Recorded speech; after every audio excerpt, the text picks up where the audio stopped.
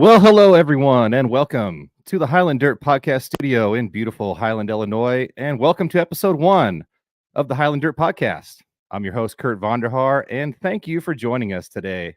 Make sure you smash that subscribe button so that you don't miss a single episode of the Highland Dirt Podcast. Rate us 5 stars on Apple, Spotify, and Google, and hello to all of our friends watching out there live on social media via Facebook, YouTube, X, and on TikTok. If you're watching live, please hit that share button so that all your friends can join the live portion of the podcast with us today. If you have questions for us during the podcast, please put them in the comments and we will do our best to get to them.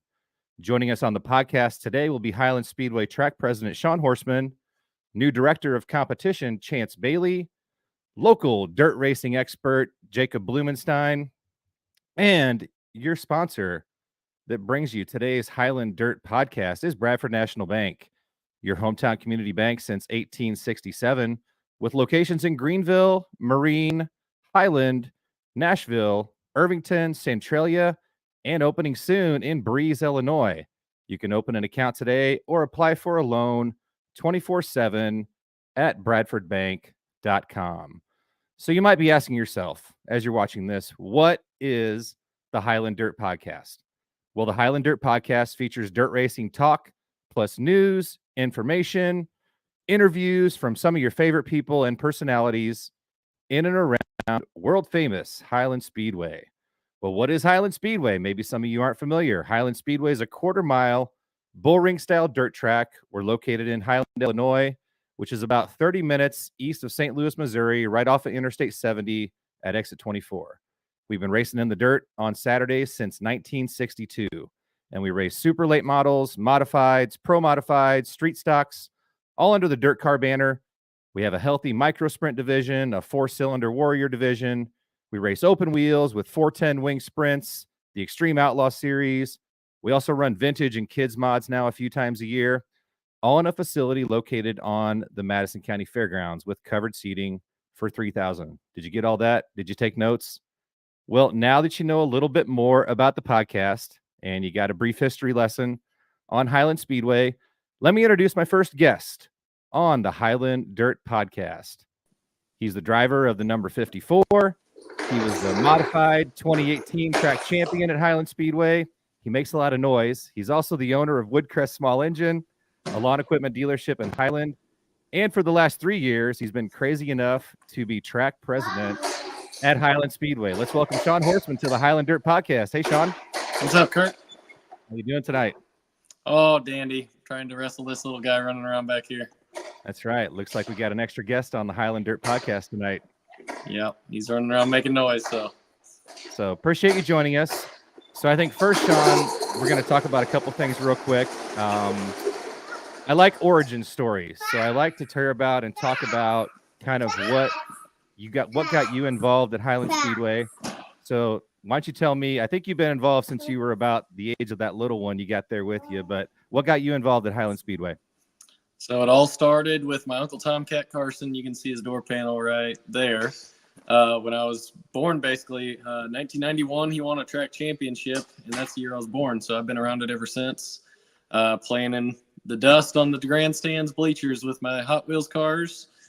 Sitting in his car, strapping the belts on when I was old enough to sit in there by myself. And ever since then, I've loved racing. Got a go-kart when I was 6 or 7 years old, yard cart, and worked my way up from there to now have a late model that I don't get to drive enough. But went through all the ranks, go-karts, street stocks, B-mods, modifieds, and now a crate late model. So you've got quite the history of racing at Highland Speedway. You've been there since you were a kid. You know all the personalities. What made you decide to get involved kind of on the business side of things? Because you gave your racing to do that. Yeah, so they had a rule, and it's still a rule, that you can't be on the committee and race at the track, which has got a little fluid, but I'm still going to hold off just because I'm wanting to make it as professional as possible. But yeah, 2020, the pandemic and everything, they had to make some hard decisions, and the track, closed for the rest of the season, along with Belclair and a lot of other tracks. And honestly, I saw something I love flashed before my eyes, along with a lot of other things that year. But saw my track with potential of not coming back. So y'all know what Belle Claire Speedway in Belleville did. They have not opened back up, and sounds like it's promising they're coming back, but they have not raced since COVID. And I saw that potential with Highland Speedway and got real nervous and decided, you know what, for the sake of the next generation, I want to get involved. And boy, was that a decision. I don't know if it was the right one still, but it seems like we're doing cool things. And that was really the reason why I got behind what we did and trying to clean up what's going on around there and make it better for the long term. Yep, it's not just a crusty old dirt track anymore. We're making it something fun and exciting for everybody. Absolutely. And hey, you're giving the modified division a break by not racing, right? Yeah, I guess. I mean, there's still this goofball in Highland that as soon as he shows up, everybody's running for second. But no, I like to put on a show. I wouldn't say I'm, anywhere near the best of anything, but I can tell you I earned some fans running the top because I'd rather go backwards on the top than run bumper to bumper on the bottom. Yeah, Shaun is known for banging the cushion. No doubt about that. Likes to run that high side. Well, you talked a little bit about 2020 going back to that season when you kind of were a little bit worried about what was going on at Highland Speedway. And that was the year I got involved too. So how I got involved, so I kind of handle the sponsorship and marketing side of things. So anything advertising related, social media, all this stuff that you see, I'm the one driving force behind that. But how I got involved back in 2020 kind of saw the same thing. Man, we could really prop up this track. So, man, yeah, I think I decided to get involved before even the pandemic hit. So we're doing all this promotion, man. We're ready to have like the best season ever in 2020. And we were killing it. We actually probably had our best summer nationals to date in 2020 with that crowd. And then subsequently, a couple weeks later, got shut down. I think we raced 4 times in 2020.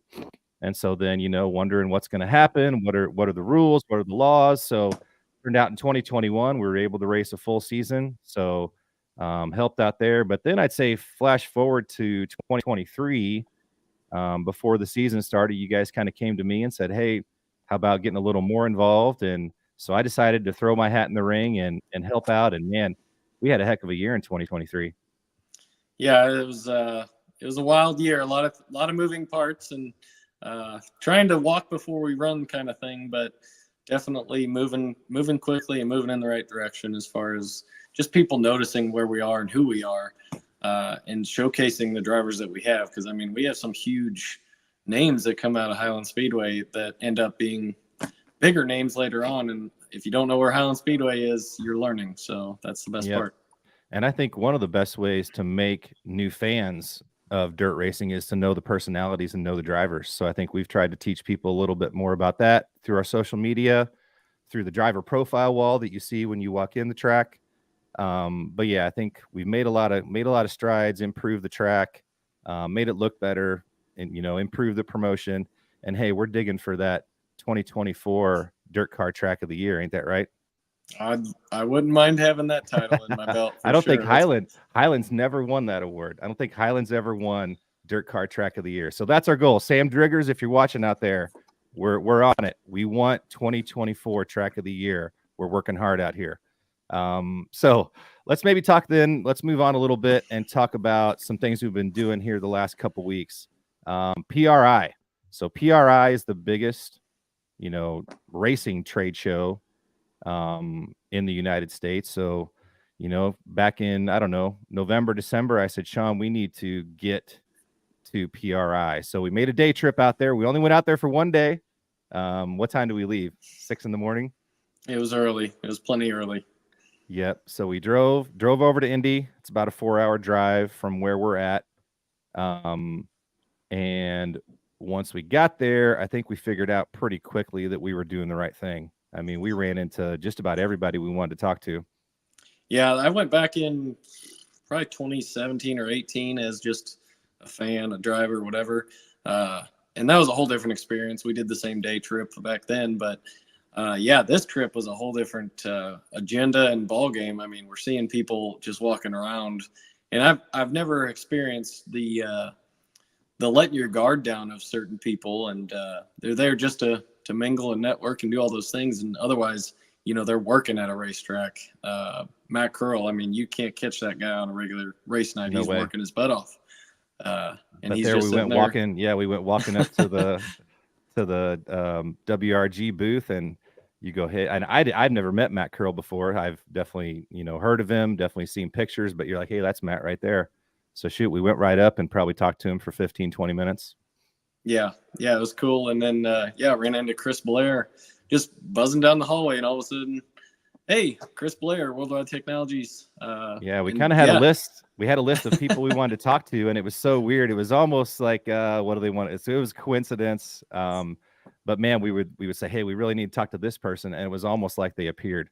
Yeah, divine intervention, whatever you call it. It was. So we got to talk to Steve Francis from World of Outlaws, the race director there, because we're excited about our World of Outlaws for the very first time at world famous Highland Speedway on August 14th. You saw Shaun take a deep breath there, Shaun. Why the deep breath?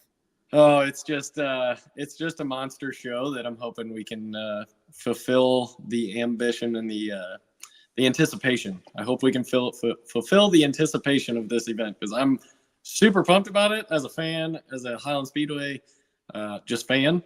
And then the promotion side of it that I got to figure out how to put on. Super nervous, but we'll figure it out. Yep, and we gotta get Highland ready. We got to get this town ready for what 3,000 or 4,000 World of Outlaws fans are going to show up and probably want to camp the night before. So we're stepping up camping this year. So more to come on that, on the camping side of things. But we're going to make it easy for people to camp at the Speedway this year. And people don't know it's a great place to camp. What do we have? Probably between 30 and 40 full service camping spots back there. Yeah, that's probably about right on the south side of the track there along the creek. It's actually a really quiet area during the day when the races aren't going on. So it's a nice really grassy area, nice little creek that flows through there. So yeah, when it's not raining, it's a great area to be in. That's the key, the not raining part. Yep.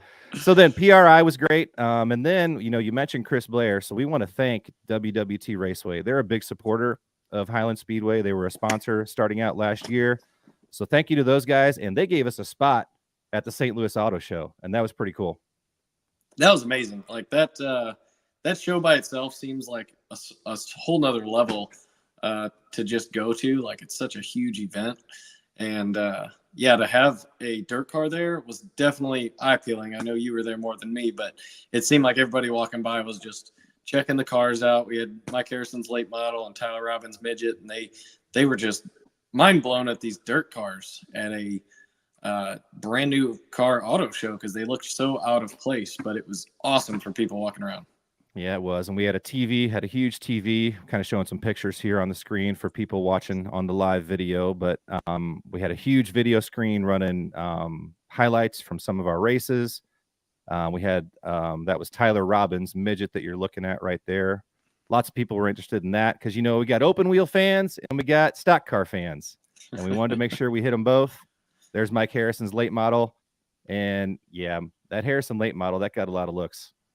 Yeah, that thing's pretty slick, and he's got the Mullins LS in it. So, if you can see there, we popped the hood.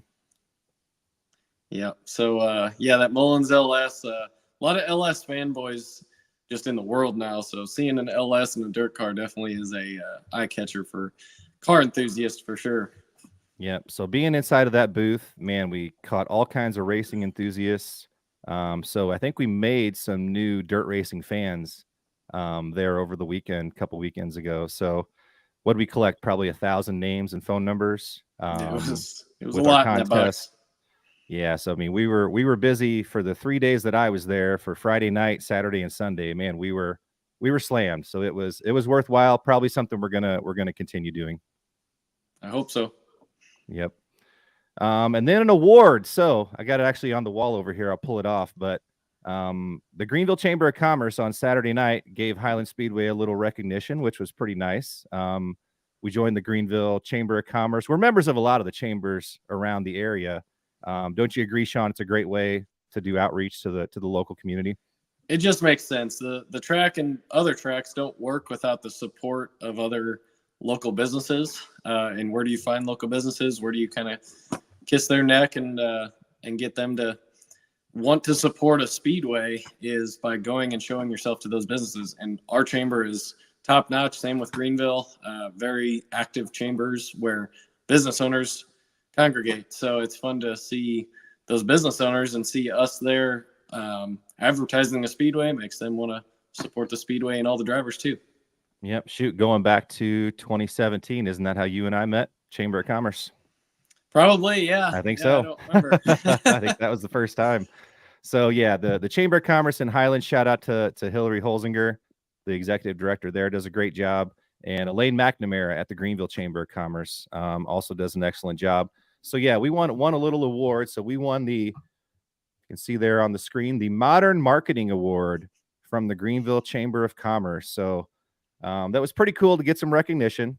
Again, we didn't get any recognition from Dirt Car this year. We didn't get any love. We thought we had a shot at Track of the Year, but hey, we'll take the Modern Marketing Award from the Greenville Chamber of Commerce, right?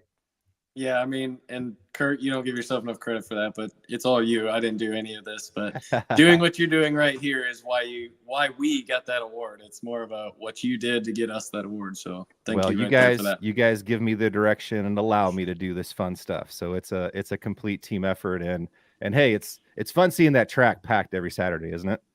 Oh man, gives me the butterflies. You know, I was a kid in the 90s when it was at the top of its level, I think. So seeing the fans there like it was when I was a little boy, that just gives me butterflies.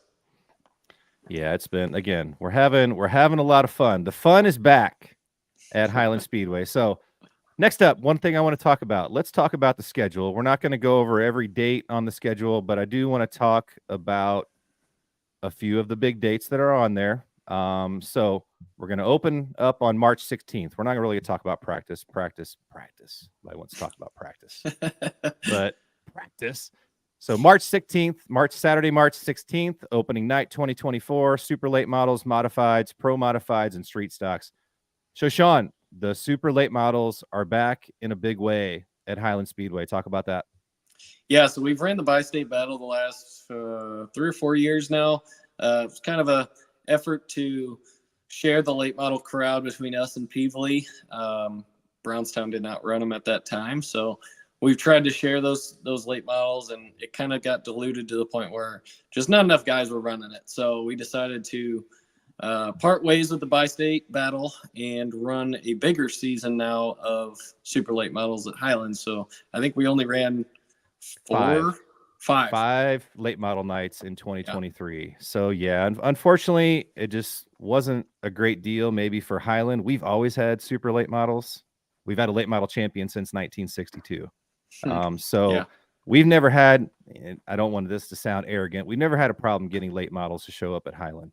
We got so many locals. I mean, within 20 miles, we have almost a full field of late models. Yeah. That will show up as long as they can afford it and all those other variables. But we have such a great crowd of late models within 20 miles. Like, we would just want to give them a place to race more often.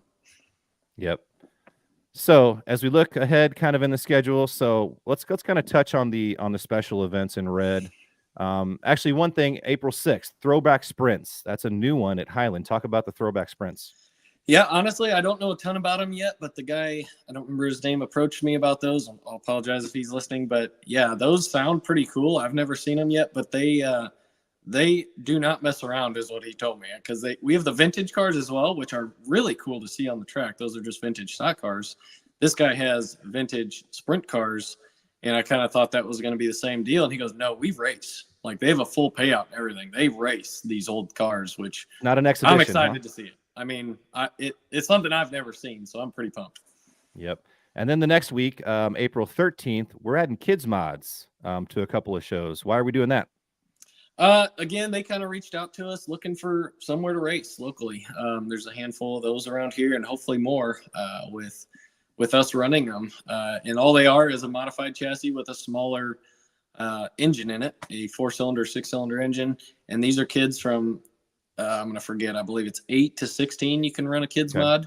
But yeah, they're looking for a place to race. And without kids running these cars, we don't have a future of Highland Speedway. Go-karts are kind of going away and harder to find a place to race. So we have to have kids running something. People have their opinions on kids mods, but I mean, it's a place for kids to start racing, so we can continue racing the Highland Speedway for years. Yep. Probably a good idea. You gave into the pressure, but I think we'll see. We're going to run them 2 nights, I think, in 2024, so it should be interesting. And then April 20th, probably our first big show of the year, the Mars series, which, they've been doing a great job, Matt Curl, with that series. So they're having a big mod show coming on April 20th. Yeah, that Mars series, holy cow, they've sure amped that thing up. They poured some poured some gasoline in the fire on that whole series, and boy, that's impressive what they've done with Jonathan Clayton and Matt Curl there. Me and Jonathan are about the same age, so it's pretty fun to see younger guys like him alongside of us doing big things. I mean, they're just doing great with that thing. Marketing, the schedule, the payouts. I mean, they're just doing great with that. Do we need to bring the Martian back, though? What happened to the Martian? I would love to see it. I mean, when they the mascot, we're missing the mascot. I would love to see the mascot. The mascot's cool. If Matt they Curl, don't, maybe we Jonathan will. Carpenter, if you're watching out there, Jonathan Clayton, bring back the Martian. Let's see the Martian in 2024. Yeah, maybe they didn't get that in the business deal when they bought it, but they should buy their own, I guess. Maybe that was part of the proprietary stuff that they kept. Who knows? I'll even volunteer. I'll wear the darn thing in the middle of summer. All right, let's go. You heard it here. Shaun will wear. Well, we had you out there as Dumb and Dumber, not this past season, but in 2022. So I think I've been known to wear the costume or two. As we move into May 4th, may the 4th be with you. MOA sprints. So I know, man, the MOA sprints, the 410 wing sprints, man, those things are the fastest cars on Highland Speedway, right? Absolutely. Yeah, they're full-blown sprint cars, and they have put on a really good show. I believe it's 2 years ago. The leader did a 360 on the backstretch and ended up getting second or third on the last lap and kept going. There was no caution. So those guys, it's wicked. I mean, sprint cars are so cool. Yeah, we're becoming bigger open wheel fans, I think, at Highland Speedway. We're known as a stock car track, but I'd say our open wheel stuff, I mean, last year, all of our open wheel stuff, I mean, the micro sprints from week to week might have put on some of the best shows. Yeah, low-key sprint car fan. Don't tell nobody though.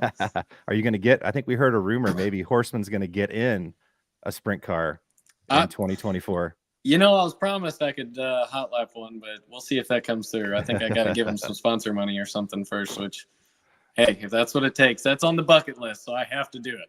One of these days, get you in an open wheel. Yeah.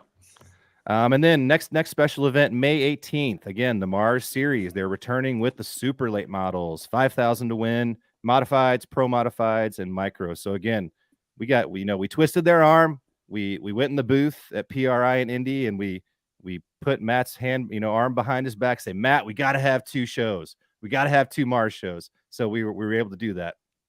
Yeah, they have such a stinking busy schedule. It's unbelievable. And it didn't look like we were going to get a late model Mars show for a minute. And Jonathan called me back last minute, and he goes, hey, I got an opening. And I was like, yes, that's what Highland wants to see. So, yeah, it's not looked past that they gave us this show. So I'm excited to give them a good place to race. Yep. And then, we got a big June coming up. So June, the last show in June 29th, for the 26th time, the Dirt Car Summer Nationals at world famous Highland Speedway. I mean, traditionally that's been our biggest show of the year. Absolutely. It's never a bad one. I mean, it's always been good. We've had local boys win it. We've had a lot of rivalries show up through the Summer Nationals, but yeah, that tour is just grueling. Like you said, it's 33 days, 29 races, 29 races in 36 days. I think it's back to the original Hell Tour format. If you guys have never followed that as a fan, by the way, try to follow it as a fan alone. That's camping or wherever you're going. And then imagine getting a car ready every night. Like I tried it in 2017, I think, and I only ran like 10 or 12 races. And holy cow, is it a commitment. Like, as a fan, I can't imagine what it takes to follow that tour. So appreciate the guys that run that tour full time. Yep. And we've had some big name winners at Highland. Shannon Babb, 5-time winner of the Dirt Car Summer Nationals at Highland. Billy Moyer, I think, has won 3 times. And like I said, we've had local guys win it too. Chad Zobrist back in, I think, 2018. But last year's winner, Ashton Winger, I mean, he put on a show. Him and Mike Harrison had a battle there for the win. And then Jason Fager snuck in and finished second too. So Fager, big shout out to Fager. He's a big fan of Highland Speedway, the high side hustler. He always races well when he comes to Highland. Yeah, he started in the back too. I remember that. It's like, oh, Fager's out. And holy cow, here he comes, just creeping on everybody. And he does it around the bottom. He does it around the bottom at Highland. The high side hustler, catfishes around the bottom at Highland Speedway and always makes some fast laps. Yeah. So July is going to be another big month at Highland. July 20th, one of my favorite races from 2023 was the Josh Melton Memorial Street Stock Special. Yeah, that one's just so cool. Again, I went through the street stocks and everything, and when you can get any kind of bigger event for the street stocks, it's like they come out of the woodwork to run this thing because you don't get to run for any kind of money, much less prestige in that class. And boy, we had a mess of cars, and it was just so stinking entertaining. And normally it's one of them. Yeah, the invert where you draw a card on the front stretch and give it to somebody, and that's where they start. So that made it very interesting. So needless to say, the first 5 to 10 laps of that Josh Melton Memorial Street Stock Special was what we call a shit show, but it was fun to watch. It was very fun to watch. It was entertaining. I mean, that's what it was all about. Now, some guys' feelings got hurt and this and that, but it was entertaining. May the best man win type of thing. I'd call it the Hunger Games of a race for sure. Yep, and doing it for a great cause. Josh Melton was a young man from our area, a big fan of Highland Speedway, and passed away tragically in a car accident back in 2023. So his friends and family put that together. Great race, great cause. So keep an eye out for that. I know they're doing some fundraising. Go to the Josh Melton Memorial Facebook page for that. And then July 24th, our own homegrown crown jewel. We're working on this, making this a bigger race, but we got the Challenge of Champions back for the second time. Yeah, so that kind of diluted for a while there with Fairbury running the weekend of that race. It kind of got diluted for a while there, and there's a check on Uncle Tom's wall. I think it's Randy's actually, but Randy Cordy's check on the wall from probably 1995, Challenge of Champions, and it had the cup, and it's like, man, that used to be such a big deal. And yeah, a few years ago, we're like, hey, we got to figure out how to bring this back, and we started small, and it's coming back. It's building up for sure. Yep. So we think we paid $6,000 to win for super late models last year. So we're working on a good purse. Maybe we'll feature a different class this year. I know we got some scheduling conflicts on that Wednesday with some stuff at Fairbury, but I think we can still do something pretty big with that race. Yeah, that's definitely the one. Since it's not a points night, it's a weeknight. We can try different things and not affect anybody's points run. And that's what we're doing. I mean, we're not, trying to do the same thing twice. We want the fans to see something exclusive. We want the fair to just be, our fair is just phenomenal, by the way. But yeah, the Wednesday of the fair, we want to be just something special. So we're going to change it around and probably keep changing things around for a while, but want to make it a decent paying show and give the fans something they haven't seen. That's really the goal, to try new things. And that is the July 24th date is during the Madison County Fair. And it's a real fair, folks. It's got all the animals, all the livestock auctions, the carnival, the food, everything. So yeah, that's a great one to put on your calendar. And then the next, not too many days later, the Leaps of Love night. So Leaps of Love is a charity in town that benefits children who suffer the effects of cancer. So Leaps of Love night is always a big night, brings out a lot of late models and a lot of cars for the kids to see. Yeah, Tracy and Leaps of Love puts on a car show during the day for all the kids and families affected by cancer. So that's really a fun night because all those kids probably have never been to the races before. So it's very fun for a driver to walk up into the grandstands because you feel like a NASCAR driver walking through the grandstands. So pretty amazing event they put on. Yep, agreed. For a great cause. And last year, I think they raised well, that was a 24-hour lapse of Leaps, but they raise a lot of money through dirt racing. Yep. All right, August 14th, something we've been working on. We're waiting for the World of Outlaws late models for the very first time. Yeah, holy cow, that's going to be a accomplishment, and when it's over, we're going to take a deep breath and let go of the reins a little bit. But yeah, we got some big things in the works for that. More seating, a lot of moving parts already for that. Pretty excited about it. First time, and we're going to do our best to make it not the last time. So it has to be successful to get it back twice. So we're going to do what we can. And hopefully have one of the most talked about World of Outlaw races, if I can say so myself. Yeah, and you know that date. So it's on a Wednesday. We're racing on a Wednesday that night, kind of like the fair. You know, we're racing 2 Wednesday nights in 2024. But that date really works out well because if you look at the entire National Dirt Late Model schedule, we are sandwiched right in between 2 huge Lucas shows. So Florence the weekend before, Batesville for the Topless 100 the weekend after. So man, maybe we catch some of the Lucas Oil guys passing through. Absolutely. Yeah. I'd love to see a few local guys take them in if they need to work on stuff, or, Walmart parking lot with a few haulers with cars in the, I mean, it's going to take over Highland. I'm pumped. Yep. It's going to be owned in the town that weekend. So we're finishing up the season in September. Championship night on September 7th. That's pretty self-explanatory for the super late models, modifieds, pro mods, and street stocks. And then something cool for Highland Speedway. The very first time we're going to do an open wheel only special, the Great Wide Open with the Extreme Outlaw Midgets, the MOA 410 sprints, and the micro sprints. Yes, sir. We've been trying to talk about that for a while, have just an open wheel night of racing, and I'm glad it's all coming together. So that's going to be a good deal. All the open wheel fans in the tri-state area, come on over.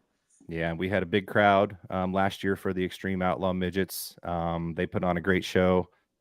Jade Avedissian, 18th to 3rd. I think she's one of the next big things in racing, so made sure got her autograph. It's up on the wall right over here. But yeah, Jade Avedissian was here. My girlfriend Taylor Reimer. What's up, Taylor? Hope you're doing well. Haven't heard from you in a while. Won't respond to my text. But it was fun. It was fun to watch them. That was the first time I'd ever seen midgets live. So man, the way they throw it into the turns and the slide jobs, man, I mean the slide jobs from the moon that they throw with those things. Yeah, turning it sideways at the flag stand to get it to rotate out of turn 2. Go on our TikTok page, scroll back. There's one of Taylor Reimer. I mean, she's turning it before she's even at the apex. I mean, it's a little crazy. So, okay, and then we're wrapping up our season September 27th. This is a unique event, a marquee event, the 24-hour Laps for Leaps. Yeah, if you have not looked into that, there are probably very limited spots for teams to come in, but it's 4-man teams for 24 hours. They take a break every hour for pit stops and track prep, but 24 hours long.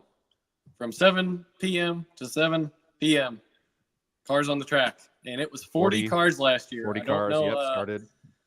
I don't know yet if there's going to be more this year, but first come, first serve from the previous year on teams.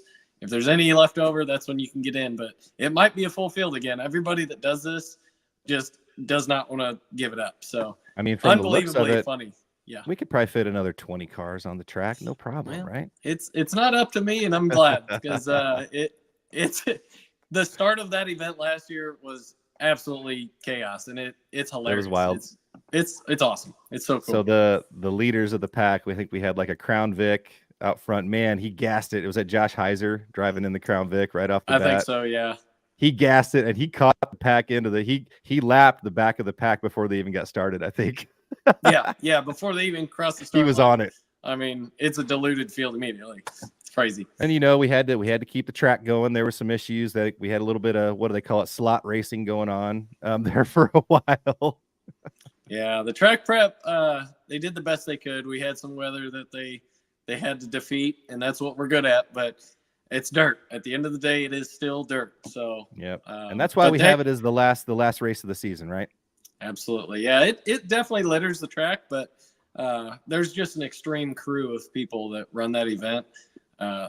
Unbelievably extreme crew. They will stay up the whole 24 hours, some of them.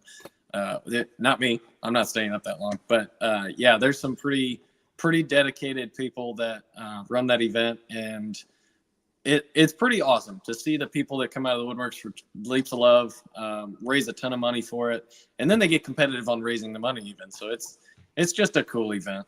Yep, and like I said, over $100,000 raised. So kudos to Tracy and Brady and all the people who are running that event. It's pretty awesome. Yes. How many other tracks have a 24-hour race, right? I mean, how many other dirt tracks? That's right. I bet you could count on one hand how many other dirt tracks run a 24-hour event. Yep. And I think there was some learning, a little bit of a learning process, right? The first year, you got some of that ironed out for year 2. So I think year 3 is going to be even better. yeah, there's a lot there's a lot to figure out for a 24-hour event. I can tell you that. Yep. Well, Shaun, we're going to keep this podcast rolling right along. So let's bring on our next guest. He comes to us from up north. So from Adams County Speedway. We might have stole him. We might have stolen him from Adams County Speedway from up at Quincy. That was his former home, and now he's the new director of competition at world famous Highland Speedway. So everybody welcome Chance Bailey to the podcast. What's up, Chance? How are you guys? Good. I am freezing my butt off in the garage, but besides that, we're doing great. Hey, you got a great setup. I told you, you should have gotten the car. You should have done this podcast with your helmet on from the car. Hey, I did not want to hold the phone for 40 minutes, much less longer. So this mounted way, I got my World of Outlaws or Lucas Oil show going on in the background. So we're set. Hey, we got Tanner English, I think, setting fast time, right? So, some pretty Couldn't pull exciting off the stuff. heat race, but no, finished second, I think. So, give us a little background, Chance, on yourself. Tell us kind of where you're from, your history in dirt racing, how you're going to be completely impartial this year at Highland Speedway, and how the world did you end up here? So originally, I'm from Washington, Missouri, just south of St. Louis. I grew up there till I was 7 or 8, and my mom's job actually ended up bringing us up to the Quincy area. I was never into racing. My parents were absolutely against anything stock car related. I ended up buying my first car whenever I was 16, which was actually one of the first times I ever went to a dirt track, I think. It was less than a week later whenever I bought my first 4-cylinder for less than $500. So it's crazy how times have changed just in less than 10 years. And ever since then, I haven't really been involved much with the track up until 2021. I started trying to help out, and then last year I was the assistant race director, and that's kind of how up at Adams County. Up at Adams County Speedway and Quincy. Shaun, tell them how you guys met last summer. I know you were pretty impressed. You went to a show up there and were pretty impressed right off the bat.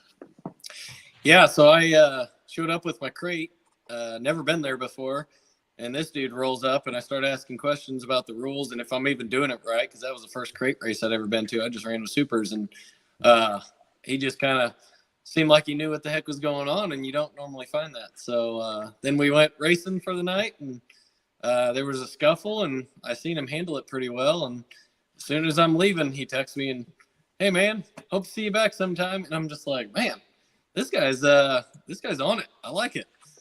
So yeah, we kept talking a little bit, and he mentioned, I don't know, a week or two later, he's like, "Hey, if you ever need some help at Highland Speedway," I'm like, "Do you know how far away that is? Like, it's a drive, dude." And I'm sitting there thinking, like, well, if he's willing, I'm not gonna stop him, but I don't see that working.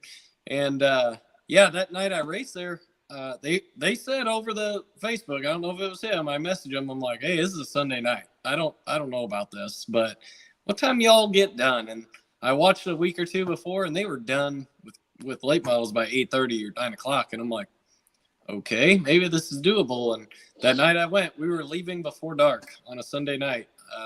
So Chance right there, when we got to talking, he said, "Oh yeah, speed of the show is pretty much my priority." And I'm like, well, we could use that. Let's just put it that way. And here come to there, and he come to Shadow a night or two, and definitely showed the strength to put people in their place and run the show the way it needed to be run. Let's put it that way. And he's a very strong leader, and I can see it already. So I'm excited to have him by our side here.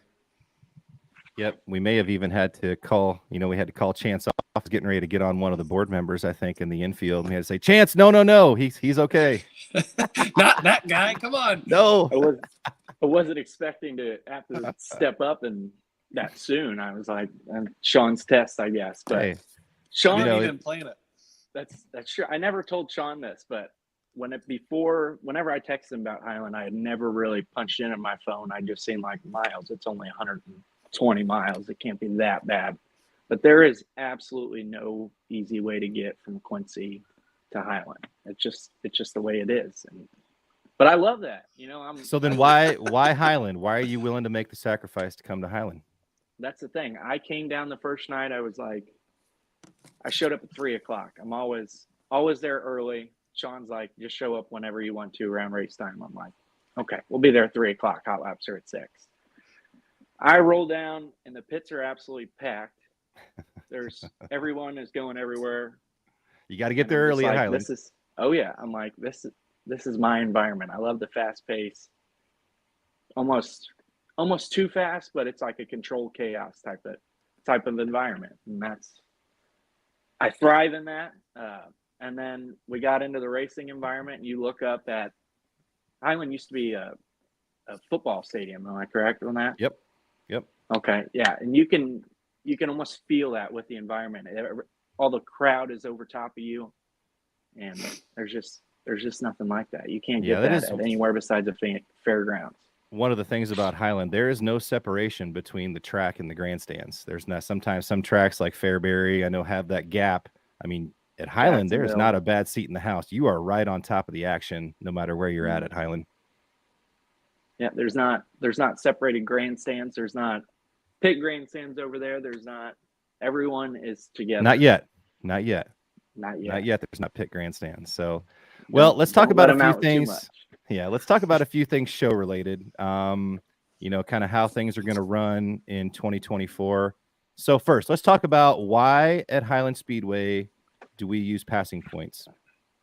So we at Adams County Speedway in Quincy, we messed around with qualifying a little bit last year with qualifying more classes, qualifying less classes. And it's a lot of things that fans don't see. They don't see the transponders that don't work, it's nobody's fault but the electronic itself. And you can't fix that stuff. And when somebody doesn't get to go out whenever they're supposed to get to go out, it's not fair to them. It's not fair to us to have to hear them whine about it or bitch about it. Excuse my language, but there's that. Another thing is at Highland, we don't have a place to line everybody up. We are a true landlocked facility that next year we'll have a split pit area for probably most nights with car count, and it's challenging. You can't get guys out of both pit areas and get them out of the infield and qualify everyone. It's not feasible, and to please everyone and to get the best show for the crowd, passing points is the best option. Shaun, anything you want to add to that? Yeah, passing points is definitely debatable as far as how the show goes. But yeah, for the fans, I mean, we want to keep them there as little amount of time as possible. Everybody's attention span is less and less nowadays. If we could get a show done in 3 hours, that's exactly what we need to do. In qualifying, I mean, the one night I can tell you about was we qualified and I was not ready. And it took way longer than I expected because we had 60 cars to qualify. And 2 hours later, we were done. And that's over half what we wanted the show to be. So, yeah, qualifying, it is fun. I appreciate the guys that want to qualify, but we also got to think about the fans as well, and we want to put on a show for the fans so they come back next week. And that's what pays for everything. So got to think about the checkbook and got to think about what makes fans want to come back. So a quick show, passing points is the way to go. And it does deserve a driver. And yes, some nights you'll get the short end of the stick. Some nights you're going to get a really great advantage because you're going to be behind a few maybe lesser cars. And boom, boom, boom, you're going to pick 2 off on the start. So passing points works good. You're not going to get it right all the time as a driver. But it's fair for everybody, I think. Yep.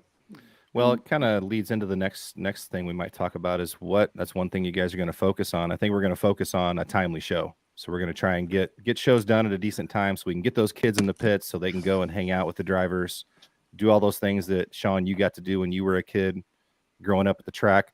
But what other things, Chance, what other things are we going to focus on right out of the gate in 2024? The track.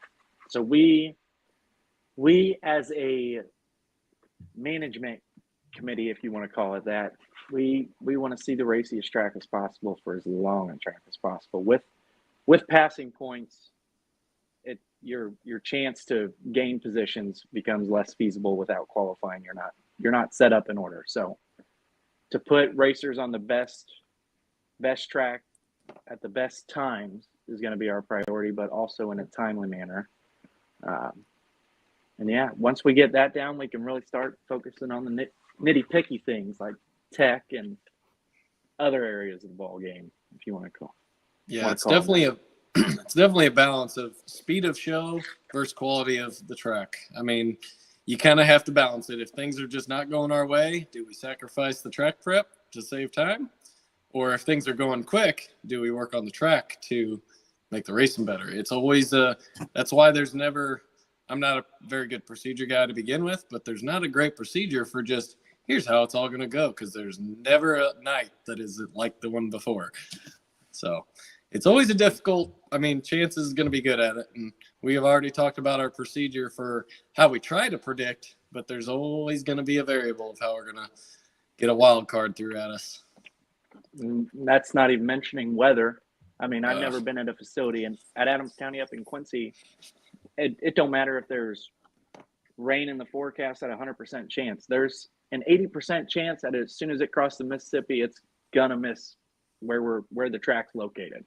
At Highland, I was down there for 5 nights at the end of the year, and I think at the end of the night it ended up raining twice. So we got it by the nick of our nails. So yeah, not to mention a tornado at the beginning of the year. Oh man, don't bring that up. So we're gonna start a GoFundMe for a roof over the entire facility, including the pits. The pits probably need it more than the stinking track, but GoFundMe for the Speedway roof. Somebody start it for me. I think I need one more TikTok of Kurt swimming first, but I don't think that was me. I don't know what you're talking about. Yeah. So if you're not familiar with the pits at Highland, so the pits, when it starts raining, especially excessive rain, basically a third of Highland's water is funneled into the creek, what I've been told, that goes behind the speedway. So like literally 20 feet behind the back stretch of the speedway is a huge creek. And so when it rains and we get a huge, downpour, man, the pits fill up. There can be 2, 3, 4 feet of water in the pits, maybe enough to swim in. I don't know. Maybe if you put your swimming arms too, you might be able to swim in it. It's not unheard of. But one thing we did hear from the city of Highland, I don't know if this will affect us necessarily in 24, but upstream to that creek, probably about a mile, they're going to build some huge retention ponds to prevent those flooding situations. Because I think there's even a school's being built downstream. So there's some other reasons, but it's going to benefit the track as well. So I did hear that at a city council meeting in Highland, that they're going to build some retaining ponds. They're going to help manage that water a little better. Yeah, it's kind of known. There's plenty of pictures out there because people will pull up on the hill during a big rain or just a monsoon week, and you'll just see you'll just see glass because it's all water. And then 2 days, not even 24 hours later, sometimes it's all gone again because it just passes through that creek and is what it is. It's geography. We are the retaining pond right now. That's what I told the guy from the city. I said, well, it sounds like we're the retaining pond right now. He's like, yeah, you kind of are. So they're basically just going to move that upstream and maybe prevent, because there's some nights that if the track it sits up a little higher, it doesn't get the rain and the water piling up, and we've got drains. So there's times that we could get that track ready if the pits were okay. Exactly. Yeah, it's world famous Highland retaining pond. And hey, Shaun, I say one thing Highland does: we will try and race at all costs. Racers want to race. I'm starting to get a little wiser on that, but yeah, we talked with the police department and we got a SOP now, standard operating procedure for that's right weather. So I'm getting a little wiser with my picking when to push the battles of weather a little harder. Yep.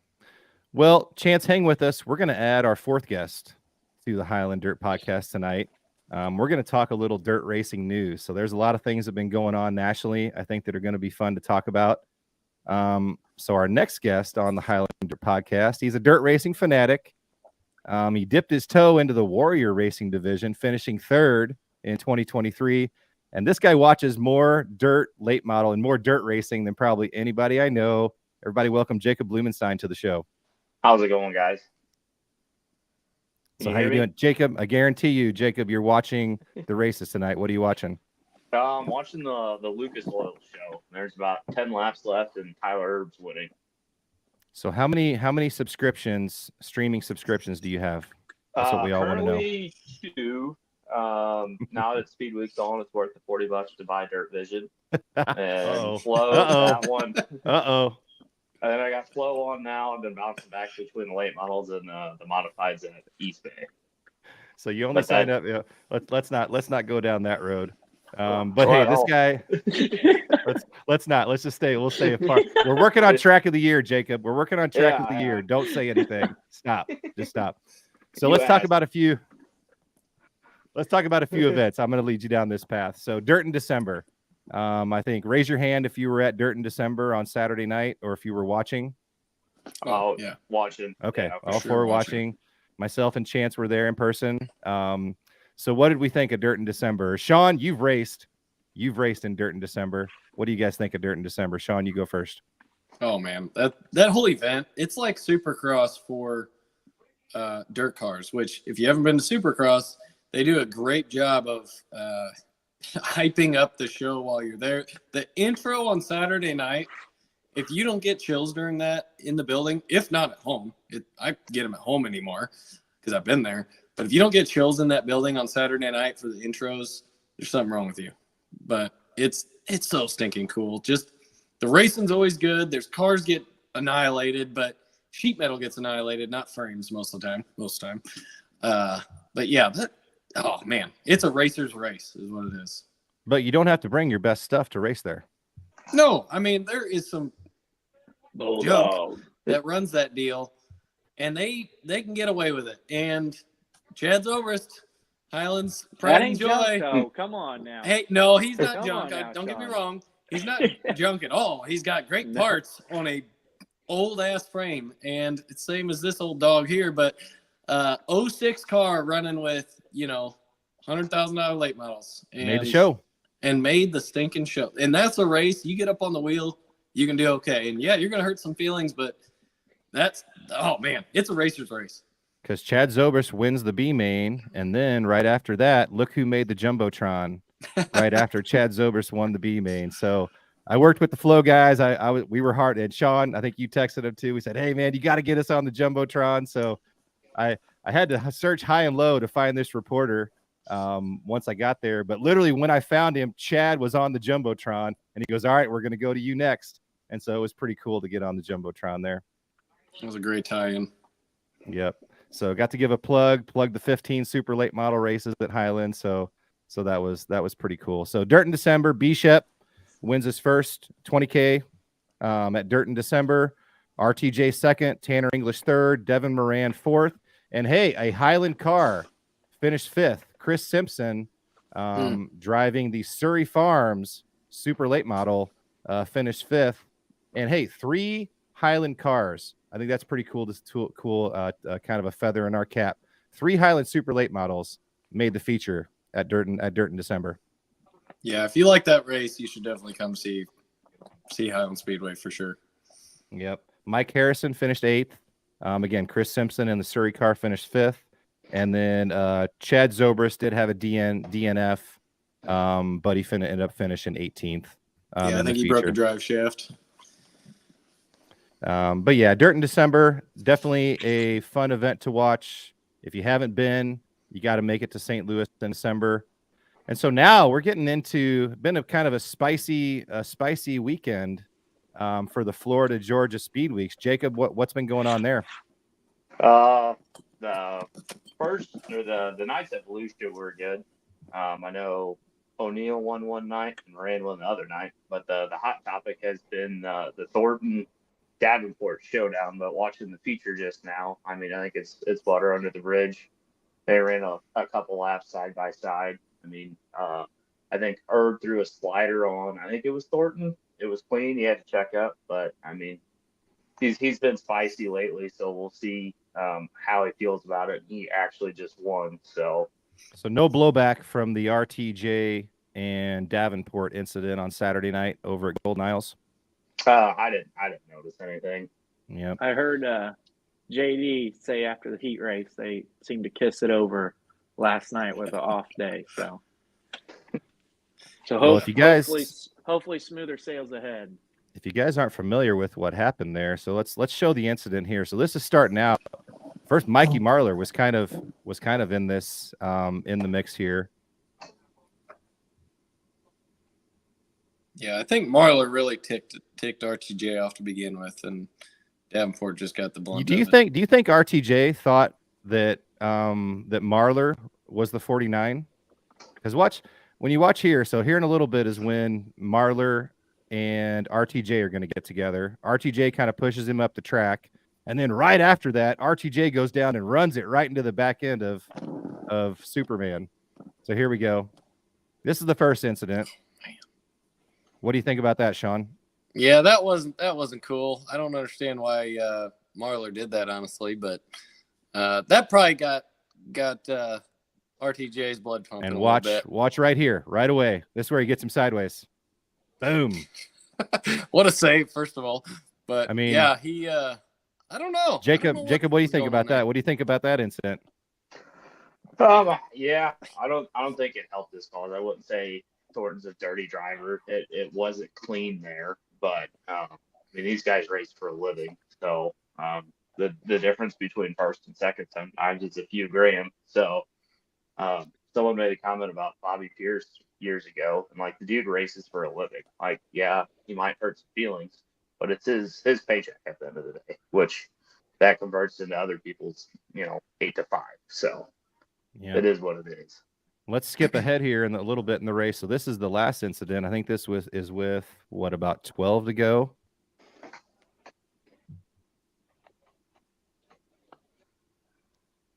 Yeah, RTJ gets a run coming up here and just goes for it. And unfortunately, that's the move you got to make sometimes. So. And Davenport kind of using the whole track, yeah? Yeah, he was definitely drifting up. I mean, Jacob watches it more than I do, but he's using the whole track. He's making that back bumper 30 foot wide. In and out. And now here's where I think he makes the run. Might be the next corner here, but yeah, he gets a good run coming off of that corner right there. It might have started rubbering up. Boom, too. There you go. Oh, yeah. And Davin made the comment. It's like, when you're racing in the rubber, it's different racing. But I think you left the door open, so he took it. Yeah. Yeah, when it's rubber racing, there's not a whole lot of opportunity to pass to begin with. So, honestly, the racing gets awful when it's rubbered up. So seeing that is good for racing. But, I mean, no harm, no foul in my eyes. He didn't take him out. He didn't pop a tire, none of that. He could have, but I think no harm, no foul. That's hard racing. This is the part where Madden was leading the race. Caution gets thrown from McCready. And it looked to me like Madden was leading the race, but they put RTJ back out front. Yeah, Chance, how would we call it? I think that lap would have been completed at Highland, but that's the other thing is none of us race directors have replay, like to see this stuff. If I'm looking at it here, that it's the leader past plus the flag one. stand. There's no yellow yet, but again, with timing, who knows with TV and what's showing up on time, but no caution. You can't really see there, but I mean, clearly, I think Madden. So you would have called if that was a Highland Speedway race. Chance, what's the call? I mean, honestly, I'm not going to say it could go either way. It's whatever the race director feels like he saw it. I mean, that's another thing. The caution doesn't necessarily come out whenever that yellow light comes on the track.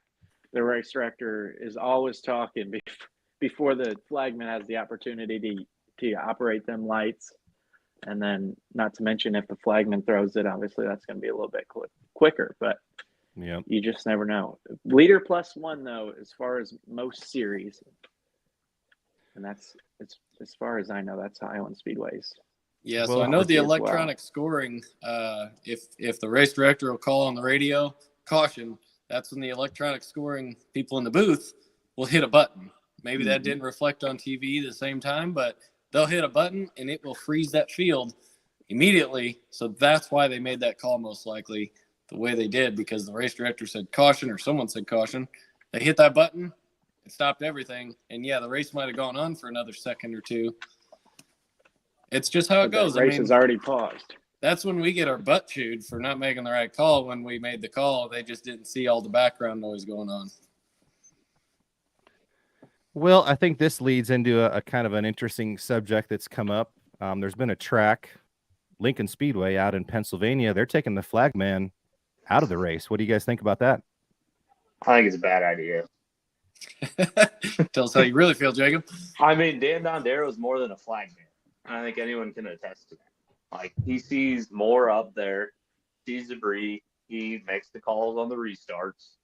I mean, I think it's a bad idea. Yeah, I think Dondero can actually see the steam coming out of some people's ears going through the corner, and he can predict what's about to happen. Yeah.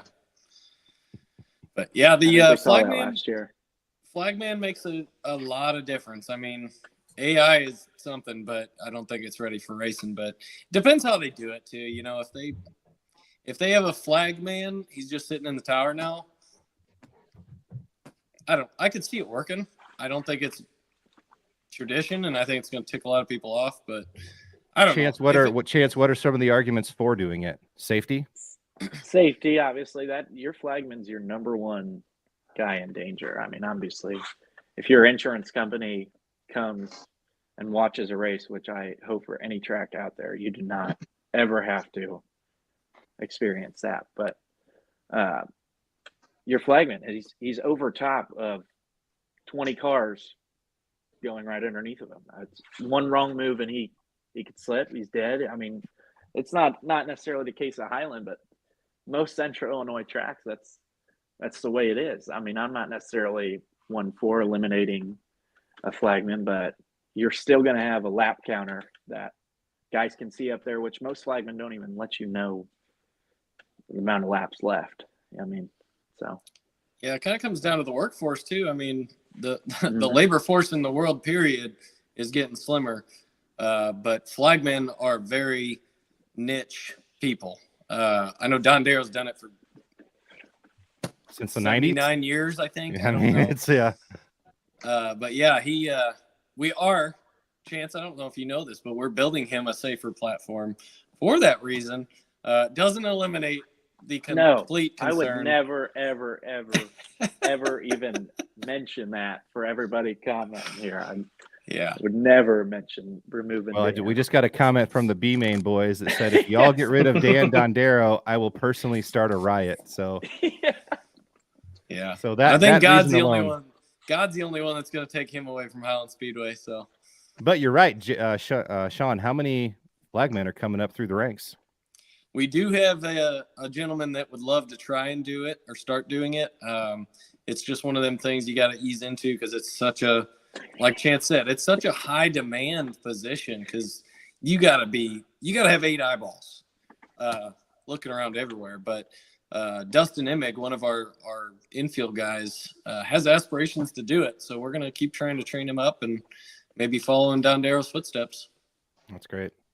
Well, another kind of controversial thing that we see at some of the tracks, and I think got some strong opinions on it, signal sticks. Shaun, what's your initial thoughts on signal sticks? I think they're kind of dumb. I mean, I'm going to let Jacob speak a little here, but I'll tell you that for the big teams, I don't know why you need them. You do this for a living.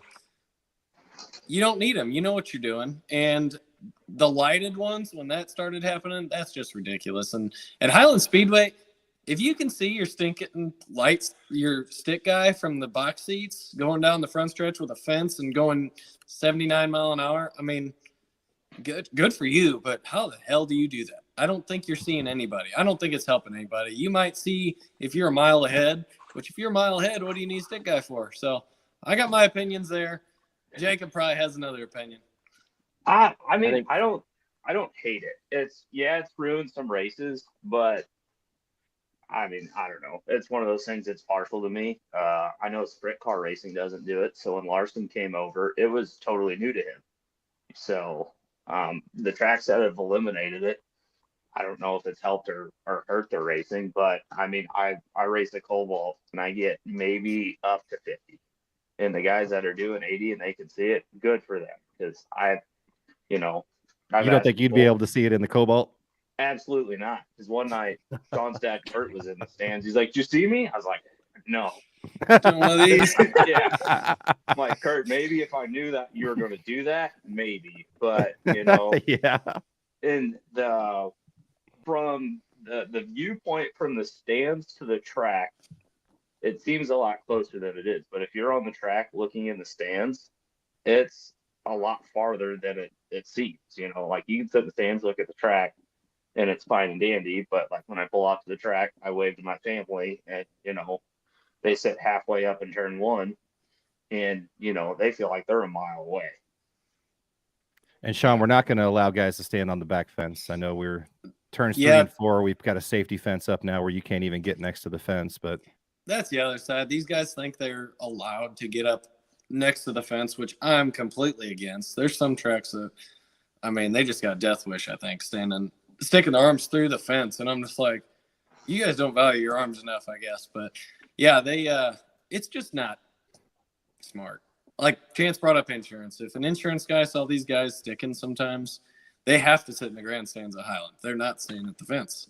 Now that Chance is doing part of my job is now to go round these guys up and get them the heck away from my fence so we don't have an accident that ruins everything we have going here. So accidents are going to be prevented if at all possible. And the stick guys, it's not important enough for me to let you stand in danger. That's kind of how I look at it.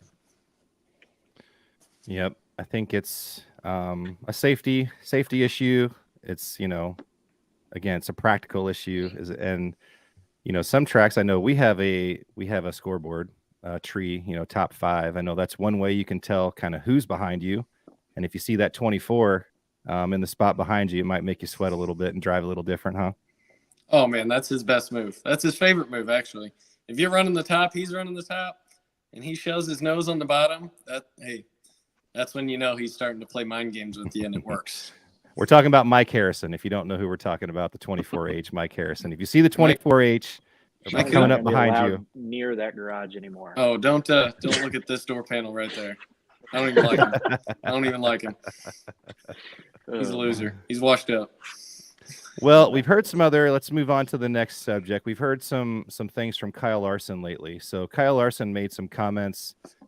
This was the quote from him. He said, "I bet you the top 4 drivers in the World of Outlaws Sprint Car Series are making more money than a third to half of the Cup Series guys." So he thinks the top sprint car guys, now I don't know about means for late model guys too, but he says those guys are making more than the Cup Series guys. Jacob, you think that's a reality? I want to say no, because I don't know enough about the sprint cars.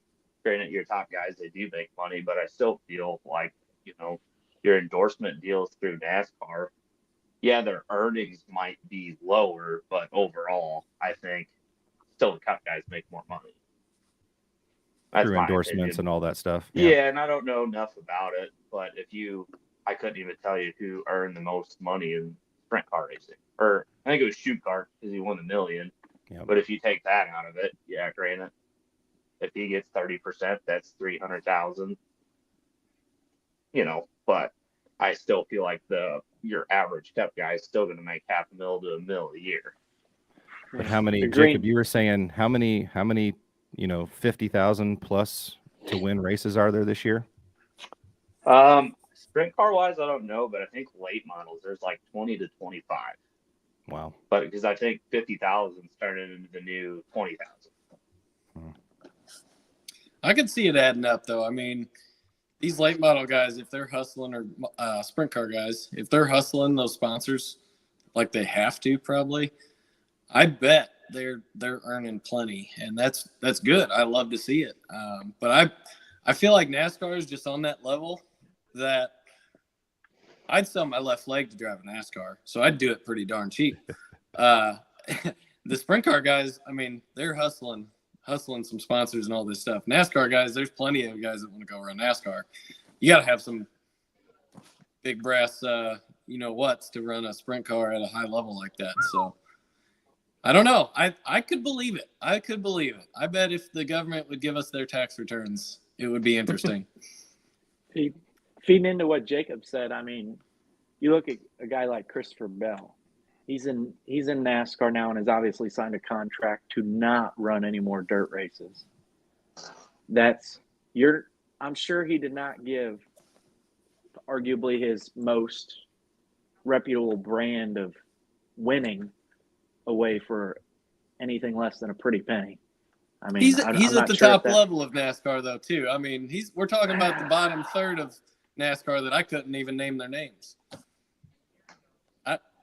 Just my opinion. I guess that's true. That's true. Well, another thing we saw a little bit of a comparison to NASCAR, a side by side, was last week they were showing a picture. We're going to pull it up here of Devin Moran's late model.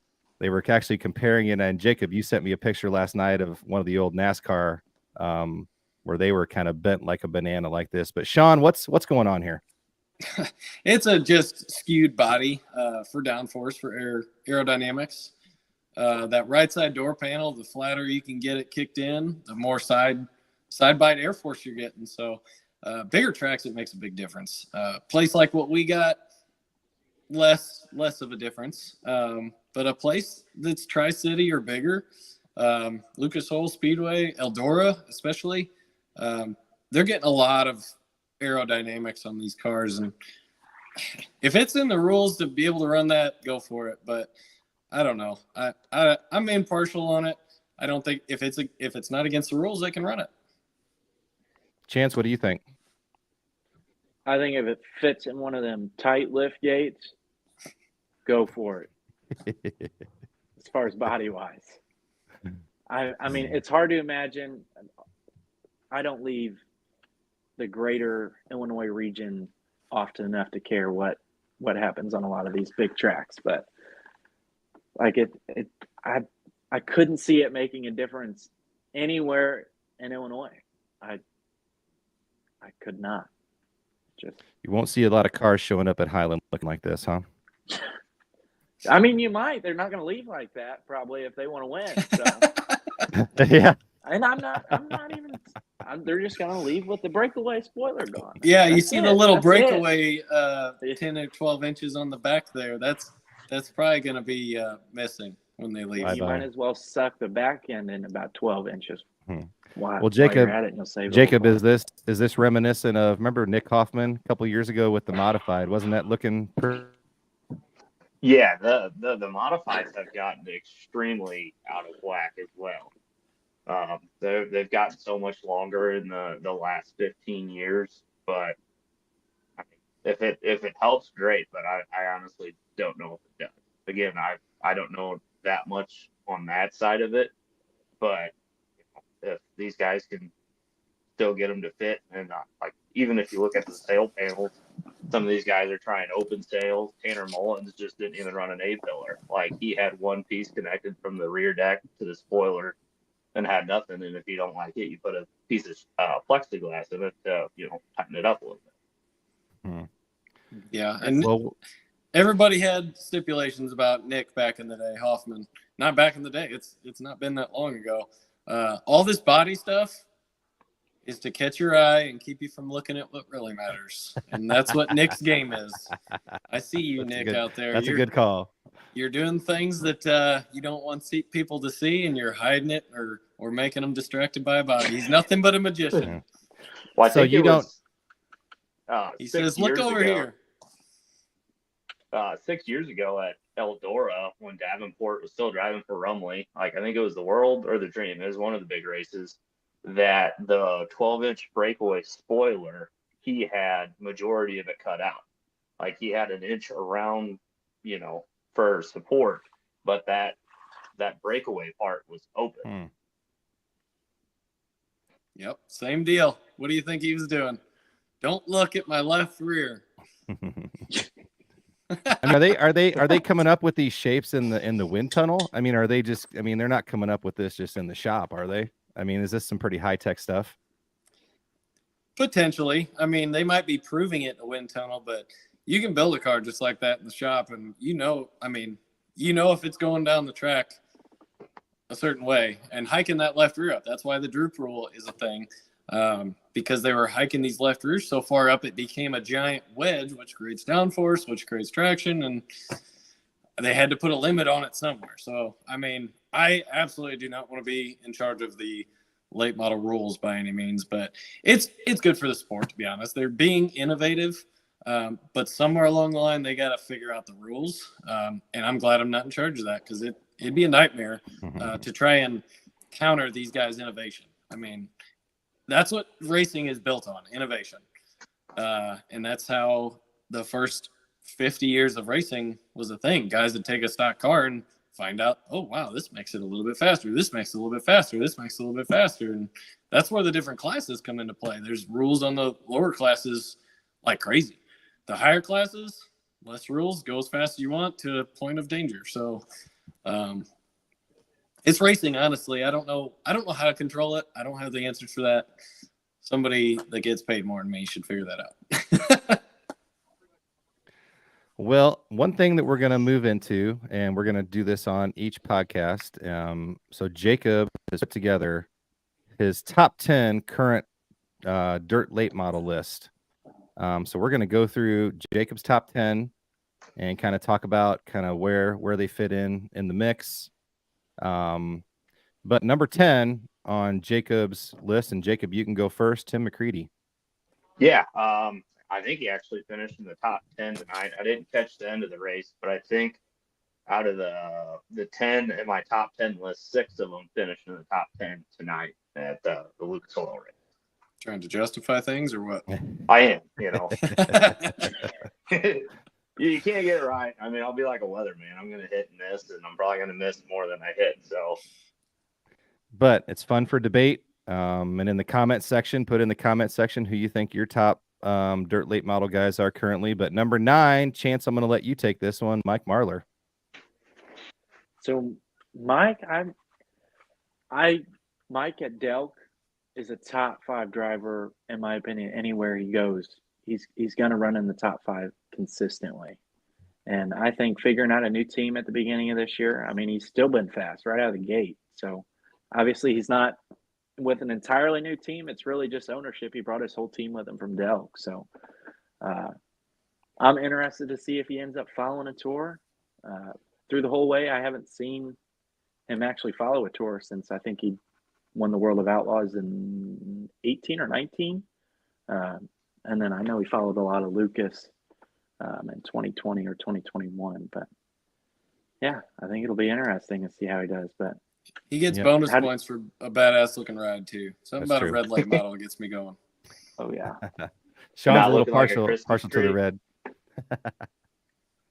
Yep. Is that what it looked like before? My car? No. Oh,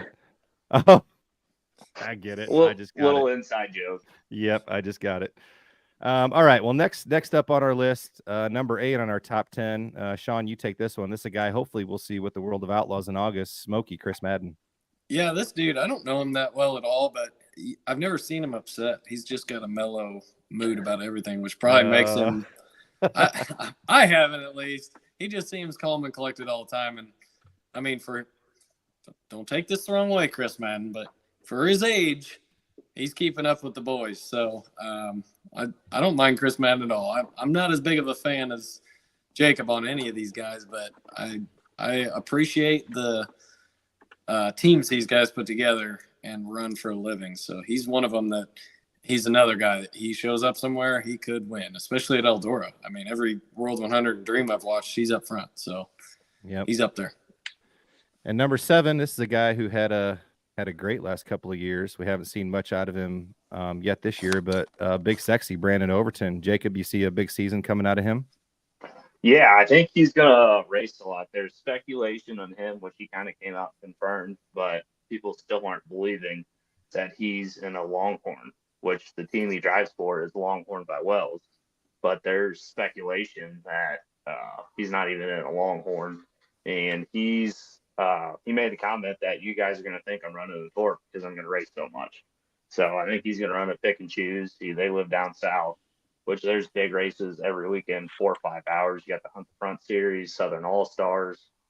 Probably forgetting a couple, but I mean, I think he's going to race a lot, and I think it's going to be good. Yep. And then the next guy on our list, I mean, this guy, he's on everybody's top 10 list. Had one of the best runs here probably in the last 5 years of anybody. It's Superman, Jonathan Davenport. Shaun, he's one of the best guys out there every time he shows up. You know, I watched a documentary on him on Flow, which really, not gonna lie, made me a fan of him because he's just a regular dude, but he's just freaking good. And the team he's in with his talent, I mean, he's freaking good. I mean, he's still keeping up with the boys too. We'll see what happens over the next year or two, but boy, he's just good. Man, Shaun's got something against these guys who are 40 and up. I don't know, Shaun. I'm trying to something I fight think- that I'm getting older too by telling I'm going these to tell guys you. they're I'm going to older. tell you. Well, something happens when you turn 40 that just gives you that edge. I can tell you from experience. I keep pulling my grades for now, so I'm hiding. So next up on our list, Chance, I'm going to let you talk about this one. Number 99, the mailman, Devin Moran. Devin, I mean, you can't ever count him out at speed weeks. He almost always unloads in Florida with speed, and you can always count on him getting a win at Volusia at Winter Nationals. So, not at Winter Nationals, the start of the World of Outlaw season, I guess you'd call it. Yep, But and Moran's already had a 4-wheel. He's 4th at Gateway Dirt Nationals, already 3 top 5s and 1 victory in 24. So starting out hot. Oh yeah, and I would see him getting another win by the time speed weeks are over. He always seems to unload out of the gate fast, and it just depends on if he can keep it up after speed weeks. Last year he stayed right in the hunt barely to keep in that Lucas Oil hunt, and ended up squeezing in that top 4. But yeah. Yep. And so number 4 on our list, this is one of my favorite drivers, winner at Summer Nationals a couple of years back here at Highland. And I think he's a favorite to win the World of Outlaws this year. B. Shep, Brandon Shepard. Jacob, what do you say about him? Oh, I love B. Shep. He's probably one of my top guys. But this list I try to do unbiased as possible. Mad, I think he's good. Can't say he's my favorite guy, but B. Shep, he's been fast so far this year. He won the Gateway Dirt Nationals, and that's kind of where I started this list once you asked. Because even some of the world finals, but I don't know. The list makes sense in my head, and if I had to explain to anyone how I came up with it, it probably wouldn't make sense. That's why it's your list, and that's why we're debating it. But yeah, B. Shep, 1 Gateway. Gosh, he's had top 5s, I think, in all 4 races he's raced in 24. Did he finish top 5 tonight? I'm not sure. So my setup I currently have going on, shout out to my wife. I'm actually using her makeup mirror with lights to make me pop tonight. I was on my way home. I was in Hardy's drive-thru. She's like, "Don't worry, I'll get you set up." So yeah. True confessions with Jacob Blumenstein. Yeah. Man, I noticed your complexion looked really good. So You are looking nice, soft. That's a nice soft light you have. I on guess you. the one win I got this year, I didn't thank her, so we'll just get that out of the way. We'll start the practice now. Oh shoot! So I will Shep, say, go ahead. expectations are definitely highest for this driver out of this top 10, I think. Yeah, He's got being on the Longhorn team, right? Being the Longhorn driver now. Oh yeah, they spent a lot of money bringing Randall in. I think they fit each other well. It's just a matter of putting it on the track. So. Yep. And We'll hey, see. speaking of the Longhorn team, the next driver, this is our only Rocket on our entire list. Not going to give away the rest of the list, but number 3, Hudson O'Neal, the only Rocket that's on the top 10. Jacob, why is that? Again, Hudson, he was fast in speed weeks. I think he ran top 5 the one night, and he won the next night. He's the returning Lucas Oil champion, so I think he deserves to be up there. But what are we doing? Longhorns are dominating. What's going on with that? I think it's majority rules. If you look at both tours, which I've had a little bit, like the World of Outlaws, I think they have 20 drivers signed up.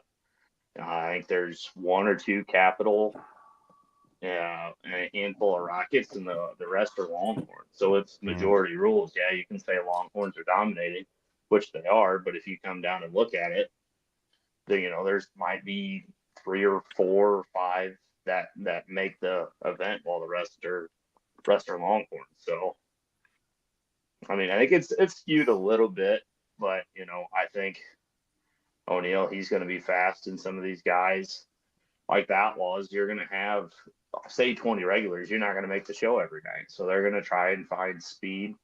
I think some of these chassis companies, the more they get, the less they can help out. So you'll see Like Ross Robinson, he was in Longhorn halfway through the year on Lucas Oil. He switched to Rocket and he's been fast. They're helping him out. So I think by the end of the year, some of these guys are going to bounce around. That's the nature of the sport. If you can't get the results, you go try and find something different. Yep. But Shaun, why don't we see the Longhorns at Highland? I think they're just too expensive. As far as our local guys, for sure, they're just it's all Rocket expensive. around here. I mean, all Rocket around the Highland area. It seems like because you don't need one to run good at Highland. I mean, you can get an XR1, put a base package on it with a decent power plant, and come win at Highland. And that's what wins is a good base setup. If Mike Harrison taught me anything, it's go back to basics. So a basic setup that you know how to drive, that you got experience in, is going to be better than some kind of spaceship that you don't know how to drive it, because you got to learn how to drive it then. I mean, that's, if you look at modifieds, the Impressives are a base setup car that in the mud, they're going to be good, because if you go from an Impressive to an Elite or a Longhorn, you got to drive them so much different that there's a learning curve. At Highland, for a local level anywhere, a base setup is what these guys need. So at the top level, it's a whole nother ballgame. But I think Hudson is just working harder than all these other guys, or their team is, because they know they're the underdog chassis company right now. So they're working harder to get a notebook together to beat these Longhorns, because they have to. Yep, that makes sense. Well, I think the last two guys on our list, this is going to be pretty obvious. But Jacob, you got number 2, RTJ. Why RTJ at number 2? And that's the coin flip. You go back to the driver of the year last year, and I think you could give it to either one, but it comes down to so far that Bobby's got more wins so far this year, and you could argue like the fields weren't the same, because they're not. Votto still had good car counts, but the dude's entered 8 races. He's won 4, was leading one, had a flat tire. The other one he ran second by half car to K Dillard, and then 2 races at Volusia, he ran top 10. So I think it's tough to argue with the results he's had. Yep. But I think you kind of gave it away, who your number 1 driver is. And again, unbiased here, but it's hard to argue with the results. The smooth operator, Bobby Pierce. I think Chance should talk about this one. It's Chance's favorite driver. How do you argue with someone who has won 4 out of, what do you win? 4 out of the first 6 races of the year in Votto? So yeah. I mean, he was a fluke flat tire away from winning $100,000 to start off the year. And I mean, I'm no expert, but if Sean Martin's telling me that 3,200 hours is all I need to unload a super late model every night, $100,000 pays for a decent amount of nights. So, and I mean, obviously he didn't slow down at Volusia either. He came in. Did he end up picking up a winner? No, he ran top 10 on the podium, I think. Yeah, I think there was one night he was. I can't quite. He was 4th. He was 4th. Yeah, 4th the first night. Second night he did not finish on the podium. Okay.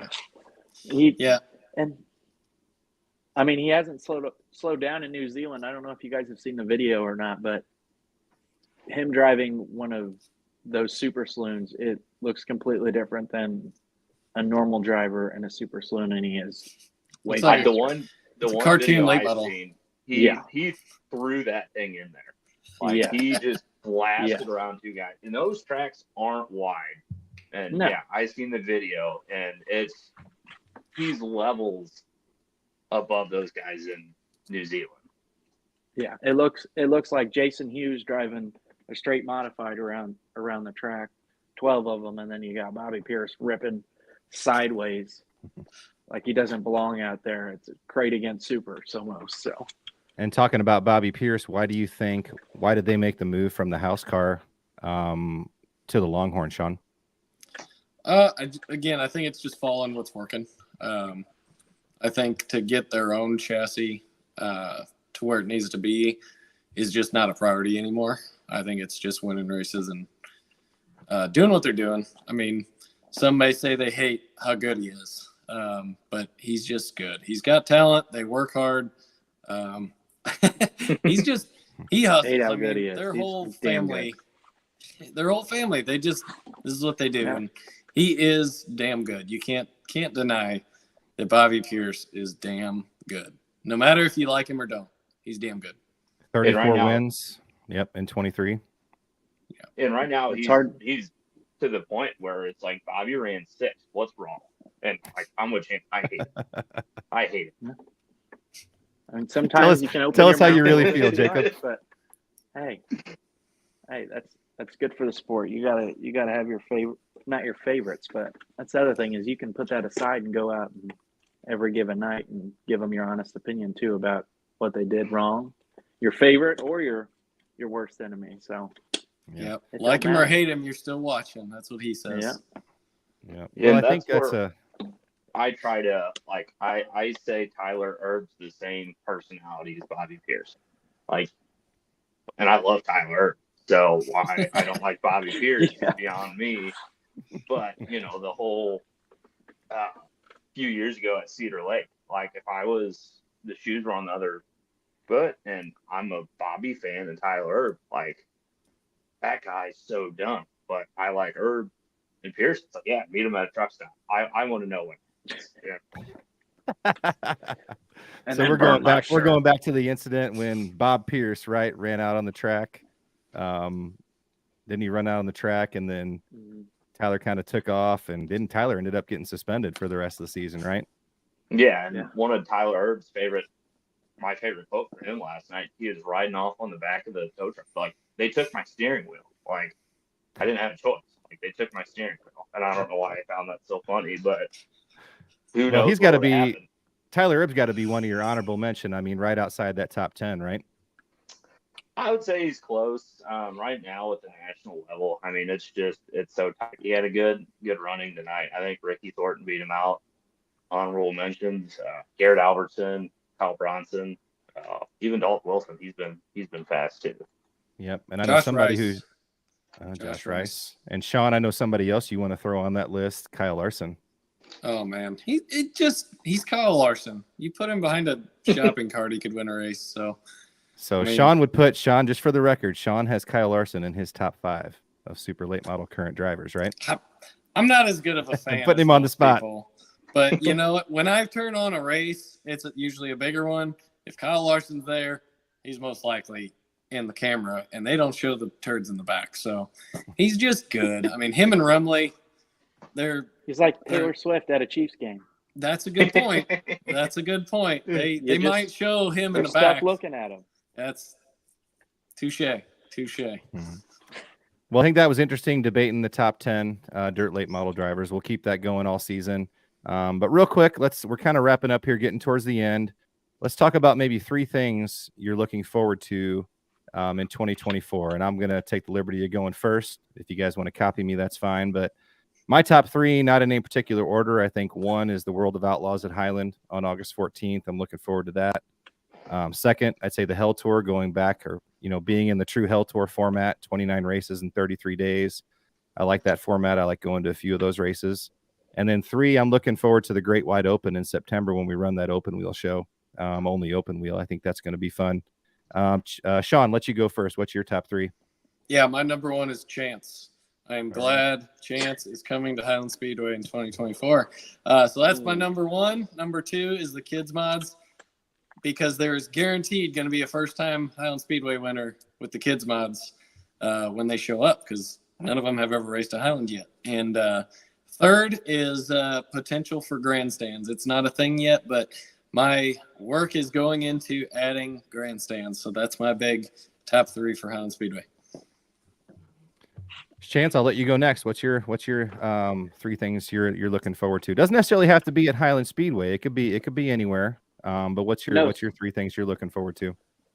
So my number 1 after watching the whole World of Outlaws points play out last year, I want to see how with this last year it was obviously a Midwestern heavy schedule, and this year it's even more of a Midwestern heavy schedule, which I think fits Brandon Shepherd and Bobby Pierce really well, and I think it's going to be a heck of a battle, especially coming into Highland. So I look forward to hosting that many late models, hopefully, fingers crossed, and having have problems parking them. So I think that's got to be up there number one. In a close second, I don't think any of us were prepared for whenever we saw this last night. But after watching the Extreme Outlaw Midgets in September, they're coming back this coming year, but also with the Power Eye National Midget. So that's right. I think that will be a heck of a show as well. I think there's the possibilities of some big time drivers coming in that we wouldn't see just with one tour coming in. So, yeah. And you have one more. You got one more on your list. Race. Well, I would say Challenge of Champions. Okay. Raced in July, but I can't quite release everything on that yet. So we'll leave it there. Jacob, what about you? What are some things that you're looking forward to? I'm gonna start off with number one, which would be opening night. You got to have opening night to have the rest of it, and I don't think I've missed an opening night in 10 to 15 years. You know, racing's back, the weather's gonna stink, you know, but you tough the cold. You know, racing's back. The second one would be Summer Nationals. You know, we go to that every year. I try to hit more races, and it's just an awesome event. You know, the late models are always good, but the modifieds are good as well. Then the third one would be the open wheel night. I'm a big sprint car guy about 2 nights a year. So I get both of those at Highland. The midgets, they're awesome. I seen those one time at Tri-City, which was cool. It's big. There's a lot more room, but like when they came out for hot laps, I sit in turn one and they were way sideways before they ever got to me. Oh man, this is gonna be cool. So that's my top. Yeah, that's awesome. I think there's a lot of things to look forward to in 2024, and that's what makes things so exciting. I think at Highland, you know, where we're involved. So let's throw some names at me. Who do you guys want to see maybe on the Highland Dirt podcast? Chance, throw me a name or two. I mean, obviously, we were talking about him earlier today, right? Jason Fager. That'd be awesome to have him. He's a big fan of Highland Speedway. Another one I think would be awesome is if we could possibly talk to Mr. Alvin. I know he's not one for camera, but I think talking to Alvin, letting everybody in on his perspective of things would be absolutely awesome. Yeah. So Alvin's our track prep guy, right? So talking to our track prep guy. Yep, that would be neat. Shaun, what do you think? Throw a couple of names out there. Let's go big. Come on, go big or go home. He got me with the Alvin one. I mean, that's super simple. I mean, we can get that one, but I like the idea of Alvin. He's a character too. So yep. Go big. I like Shane and Babb. He's been racing since I was a kid, and he was just an idol to me still. So Shane and Babb, and I mean Bobby Pierce. Bring him on. Let's go. Win me over, Bobby. Win me over. Jacob, what about you? I know you're not pining. You're not pining for Bobby Pierce. Who do you want to see on the Highland Dirt podcast? On the local level, I'll say Rusty Griffel. Yeah, I think everybody likes Rusty. I like following him on Facebook. He's always got something good to say, and he's I respect him for how much help he gives to other people. Like how many chassis does he rebuild in his garage? You know, he's got the old air jig, he calls it. You know, he just starts welding, starts cutting, and then, you know, he's fast in anything. And on the national level, I would put him on the national level would be Ashton Winger. Yep, I think that'd be a good one. We did talk to him a little bit after his Summer Nationals win at Highland last year, but that was at about 1:30 in the morning. It was a little late. He was still pretty chipper. The hand was a little swollen from pounding the roof after his win at Highland. But I got to talk to him after the Dome about his Highland win in Summer Nationals, but he says that door is hanging up on Jeff Matthews' wall and will not be returning to the Highland Speedway. And well, that it just so happened to be. So Winger had sold a bunch of door panels. Every time he had one for sale, I messaged him and said, "Hey, because we want to build a door panel wall with all the winners of the big races at Highland." And man, we were willing to pay premium for it too. We never heard back. Ashton, what's up? Ashton Winger. Let us We down. need a door panel. So Ashton Winger, when you see this, if you see this, or if you know Ashton, reach out to Ashton. We need to get a door panel. We're starting to build a driver panel wall. Yeah, man, a hot sauce Tomas would have been fun to get Tomas his interview Hunziker. on here Yep. too. Man, that guy could have That's still- talked all night. We had to wheelbarrow his car into the trailer that night. Man, that guy's something Yep. else. So Tomas Hunziker, number 36, right? Late model, red. He runs the Summer Nationals from Bend, Oregon, right?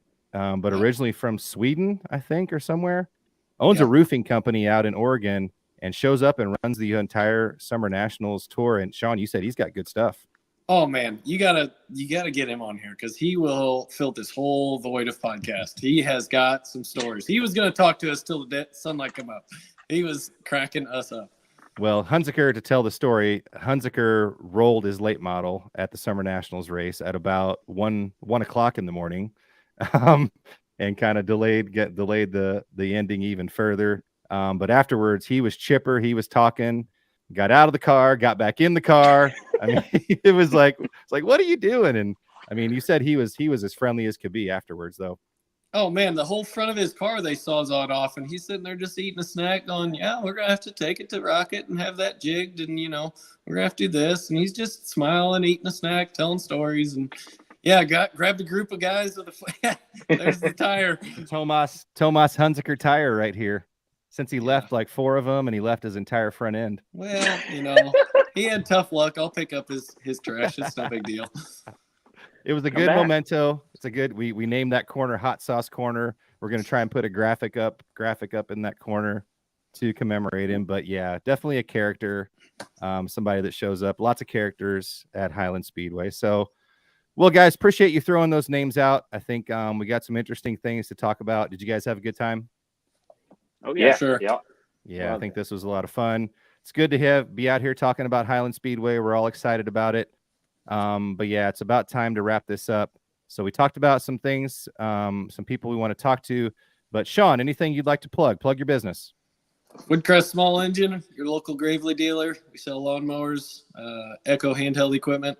If your lawnmower has not been started since the fall, I'm looking at you. Go out, see if it runs. If it doesn't, get it to me now. Yep. So Woodcrest Small Engine in Highland, great lawnmower dealership, does repair anything with a small engine. They can work on just about anything with a small engine. Just about. They can work on. Yep. Jacob, give your business a plug. I'm a salesman at Jansen Chevrolet in Germantown, Illinois. So we're strictly new Chevy dealership, but we have other locations. So anything on those 3 lots, I can sell you. Yep, that's great. And Chance, I gave you a chance to plug something. You didn't give me anything ahead of time. You said you like to go spur of the moment. Anything you want to plug? No, get out to your local dirt track. Come to Highland Speedway if you haven't been. I'll give Yep. you a good experience. Let me know. What can I do for you? Yep. Well, we're gonna see a lot of Chance this year out at Highland Speedway. So it's gonna be an exciting season. Yeah, we're definitely looking forward to it. And again, March 16th, I think it's 46 days away. Not that far away. So we're getting close as Shaun has head in hand. So we're getting close to the end here. What's that? Inside joke. Well, folks, do you own a business? Maybe you'd like to be featured on the Highland Dirt podcast, or maybe you'd like to have a sign or sponsor a race at world famous Highland Speedway. Last year in 2023, we reached more than 5 million people through social media, and we're only growing from there. So send us an email at thehighlanddirtpodcast@gmail.com. We'll send you over all the details. And also, if you're a musician, you got some music you'd like for us to feature on this podcast so we don't have to play this crappy canned music, send it to us at highlanddirtpodcast@gmail.com. Just make sure you own the rights to it, or send us written permission from the songwriter, and we'll feature the songs here on the Highland Dirt podcast. Well, folks, if you made it to the end, thank you so much. Thanks for joining us on episode 1 of the Highland Dirt podcast. Make sure you follow Highland Speedway and the Highland Dirt podcast on all the socials, on Twitter, on Facebook, X, TikTok. And again, don't forget opening night, March 16th. Mark your calendars now. And episode 2 of the Highland Dirt podcast will come at you next week. We're going to do one every week, but you can also download this podcast where you find all of your favorite podcasts, Spotify, Apple, Google Podcasts. I'm Kurt Vonder, Haar, your host of the Highland Dirt Podcast, and thanks for spending your time with us today. Have a great day, everyone. See you at the next race.